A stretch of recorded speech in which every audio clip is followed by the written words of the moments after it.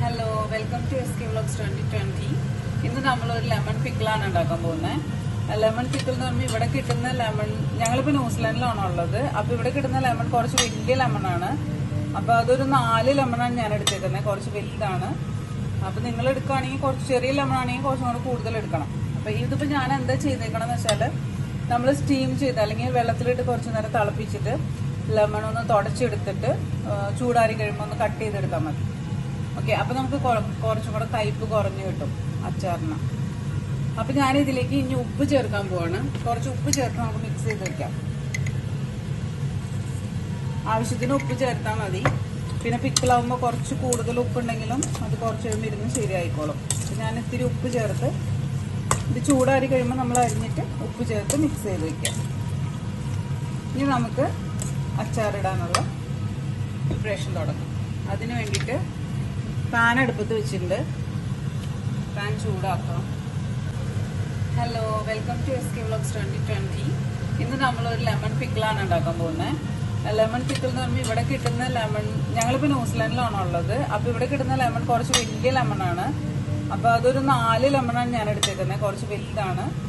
അപ്പോൾ നിങ്ങൾ എടുക്കുകയാണെങ്കിൽ കുറച്ച് ചെറിയ ലെമൺ ആണെങ്കിൽ കുറച്ചും കൂടെ കൂടുതൽ എടുക്കണം. അപ്പോൾ ഇതിപ്പോൾ ഞാൻ എന്താ ചെയ്തേക്കണം എന്ന് വെച്ചാൽ, നമ്മൾ സ്റ്റീം ചെയ്ത് അല്ലെങ്കിൽ വെള്ളത്തിലിട്ട് കുറച്ച് നേരം തിളപ്പിച്ചിട്ട് ലെമൺ ഒന്ന് തുടച്ചെടുത്തിട്ട് ചൂടാറി കഴിയുമ്പോൾ ഒന്ന് കട്ട് ചെയ്തെടുത്താൽ മതി. ഓക്കെ, അപ്പം നമുക്ക് കുറച്ചും കൂടെ കയ്പ്പ് കുറഞ്ഞു കിട്ടും അച്ചാറിന്. അപ്പം ഞാൻ ഇതിലേക്ക് ഇനി ഉപ്പ് ചേർക്കാൻ പോവാണ്. കുറച്ച് ഉപ്പ് ചേർത്ത് നമുക്ക് മിക്സ് ചെയ്ത് വെക്കാം. ആവശ്യത്തിന് ഉപ്പ് ചേർത്താൽ മതി. പിന്നെ പിക്കിളാവുമ്പോൾ കുറച്ച് കൂടുതൽ ഉപ്പുണ്ടെങ്കിലും അത് കുറച്ച് കഴിയുമ്പോൾ ഇരുന്ന് ശരിയായിക്കോളും. ഞാൻ ഇത്തിരി ഉപ്പ് ചേർത്ത് ഇത് ചൂടാറി കഴിയുമ്പോൾ നമ്മൾ അരിഞ്ഞിട്ട് ഉപ്പ് ചേർത്ത് മിക്സ് ചെയ്ത് വെക്കാം. ഇനി നമുക്ക് അച്ചാറിടാനുള്ള പ്രിപ്പറേഷൻ തുടങ്ങും. അതിന് വേണ്ടിയിട്ട് പാൻ അടുപ്പത്ത് വെച്ചിട്ടുണ്ട്. പാൻ ചൂടാക്കാം. അതിലേക്ക് ഞാനിപ്പോൾ കനോല ഓയിലാണ് ഒഴിച്ചു കൊടുക്കുന്നത്. നിങ്ങൾ നല്ലെണ്ണ ഉണ്ടെങ്കിൽ അത് ഉപയോഗിക്കുന്നതായിരിക്കും ഏറ്റവും നല്ലത്. കുറേ നാൾ കേടുകൂടാതെ ഇരിക്കാൻ നല്ലതാണ്. അപ്പോൾ നമ്മുടെ ഓയിൽ ചൂടായി വന്നിട്ട് അതിലേക്ക് നമുക്ക് കുറച്ച് കടുക് ഇട്ട് കൊടുക്കാം. കടുക് പൊട്ടി വരുമ്പോൾ നമുക്ക് കുറച്ച് ഉലുവ ഇട്ട് കൊടുക്കാം. അതിലേക്ക് നമുക്ക് ചോപ്പ് ചെയ്തിരിക്കുന്ന വെളുത്തുള്ളിയും ഇഞ്ചിയും, ഒരു ചെറിയ കഷ്ണം ഇഞ്ചി, വലിയ വെളുത്തുള്ളി ആണെങ്കിൽ ഒരു 3-4-5 വലിയ വെളുത്തുള്ളി, ചെറുതാണെങ്കിൽ കുറച്ചും കൂടെ കൂടുതൽ ചേർക്കാം. പച്ചമുളകും ഇട്ട് കൊടുക്കാം.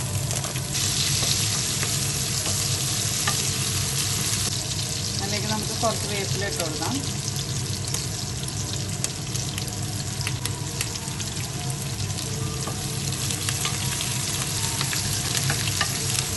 കുറച്ച് മഞ്ഞൾപ്പൊടി ഇട്ട് കൊടുക്കാം.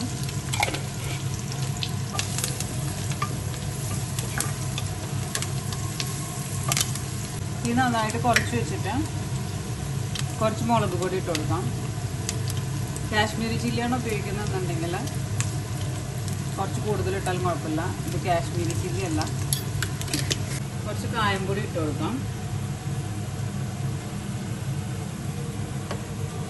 നമ്മൾ മിക്സ് ചെയ്ത് വെച്ചിരിക്കുന്ന നാരങ്ങയും കൂടെ മിക്സ് ചെയ്യാം.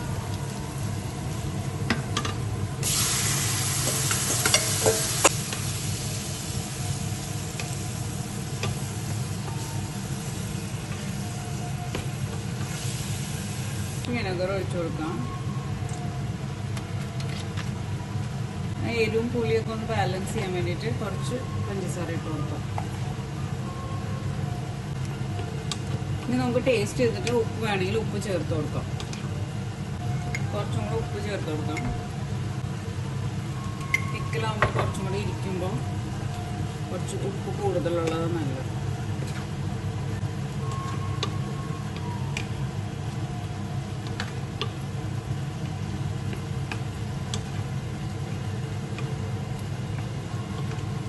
മുളക് പൊടി നിങ്ങളുടെ ആവശ്യത്തിനനുസരിച്ച് ചേർത്ത് കൊടുക്കാം.